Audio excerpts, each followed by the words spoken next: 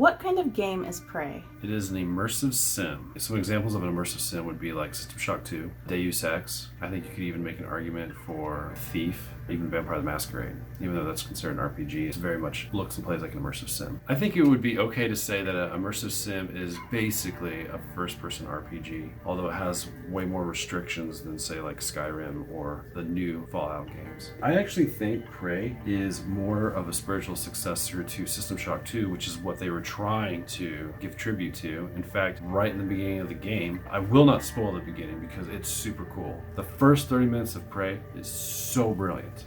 But there is a tribute to the people who made System Shock 2 because there is a certain section in the game that they call the Looking Glass, which is named after Looking Glass Studios, who made System Shock 2.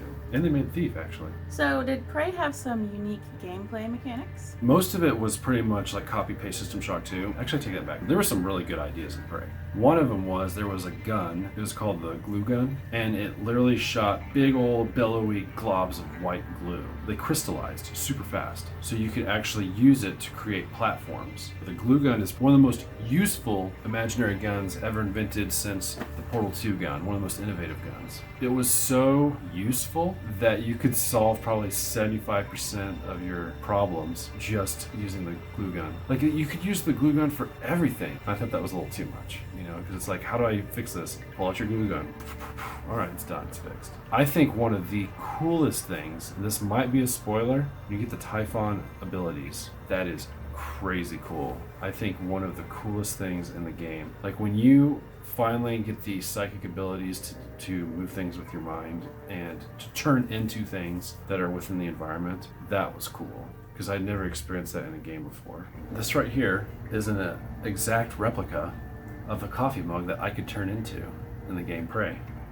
So I started playing Prey in the spring of 2020, and then I played it through most of the summer, and then I took a break from it towards the end of the summer because I was introduced to a new game called Underrail. And as good of a game as Prey was, Underrail showed me something that is desperately needed to be immersive that I didn't know I needed, but it changed my outlook on the gameplay in Prey. And what that was is the importance of putting consequences with the decisions you make. I specifically focused on guns for my guy and not so much on Typhon. And the thing that was frustrating about Prey is that it seemed like it didn't matter how I made my character. There was no exclusives based on the decisions that I made. So it did not matter how I built my character because I was never going to be missing out on anything anyway. I would get super excited because I put all these points into, say, like hacking, because I wanted to open up the safe, and I open up the safe and be like, oh my goodness, here's this new gun, and then I'd be so excited about it. And this happened all the time in Prey. If I had just kept going with the main storyline and not do so much side questing and exploration, I would have found the exact same gun anyway without having to waste all my points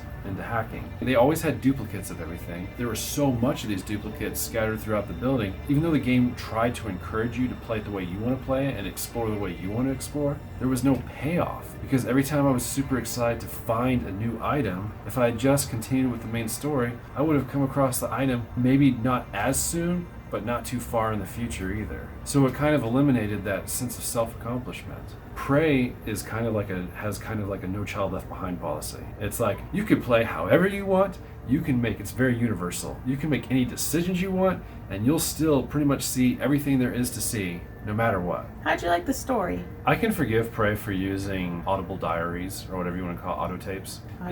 Audio tapes, thank you. Because it's trying to be a spiritual successor to System Shock. I can forgive BioShock for doing that because BioShock was made by Ken Levine, who was the writer for System Shock 2. But I am getting really, really tired of games depending on audio tapes to tell their story. It's like, first of all, I know System Shock 2 did it, but people don't just record their daily lives and then leave it scattered throughout an entire spaceship. Or record themselves dying a horrible, horrible death. Yes. Holding down the tape recorder, being like, they're coming for me, they're breaking down the door.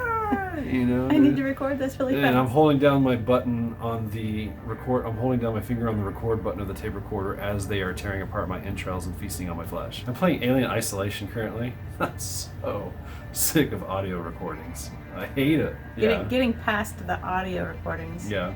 What'd you think of the story? Again, the first 30 minutes of that game is incredible. The problem with that is that the rest of the game doesn't live up to it.